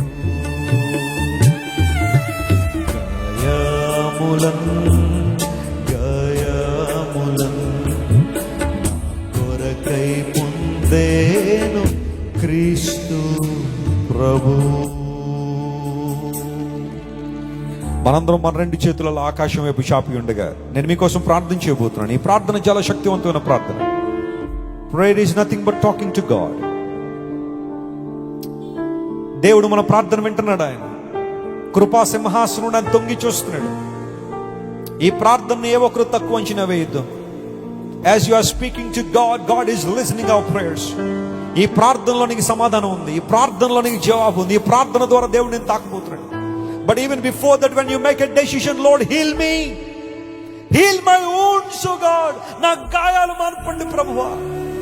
భరించలేకపోతున్నాను ఈ గాయాలు, నలిగిపోతున్నానయ్యా, అణిచివేయబడ్డాను ప్రభువా. I need relief, I need your peace, I need your strength oh God. నీ బలం నాకు కావాలి, నీ శక్తి నాకు కావాలి, నీ స్వస్థత నాకు కావాలి. తాను పొందిన దెబ్బల ద్వారా యేసు ప్రభు ఏ నేరము చేయలేదు దెబ్బలు తినడానికి. ఆయన గాయపరచబడ్డానికి ఏ నేరము చేయలేదు. కానీ నీ గాయాలు మనపడానికి ఒక దివ్య ఔషధాన్ని నీకు ఇవ్వడానికి తన రక్తాన్ని నీ కోసం ఆయన ధారపోశాడు. ఆ ప్రేమను గుర్తించి చాలు ఈ రాత్రి నీ గాయాలు దేవుడు కట్టేస్తున్నాడు. ఆయన నీ గాయాలను స్వస్థపరుస్తున్నాడు. ఆయన థ్యాంక్ యూ జీసస్. ప్రేమగల తండ్రి, ఈ మొదటి రోజు కడప సువార్త పండుగలో ఇన్ని వేల మందిని ప్రభువా నువ్వు తోడుకుని వచ్చి వారందరూ నిన్ను చూడాలని ప్రభువా, నీ మాటలు వినాలని, నీ స్వరాన్ని వినాలని, నీ నుండి ఏదో ఒకటి పొందుకోవాలని ప్రభువా ఇక్కడికి వచ్చారయ్యా. ఇక్కడున్న ఏ ఒక్కరు ఒట్టి చేతులతో తమ ఇంటికి వెళ్ళకుందురు గాక అని ప్రకటిస్తున్నాను ప్రభువా. గట్టిగా చెప్పండి ఆమేన్. ఎవరైతే ఈ రాత్రి శ్రమల్లో నాయన, ఇబ్బందుల్లో, కష్టాల్లో, ప్రతికూల పరిస్థితులు ఉన్నారో యేసు నామములో వారికి విడుదల కలుగును గాక.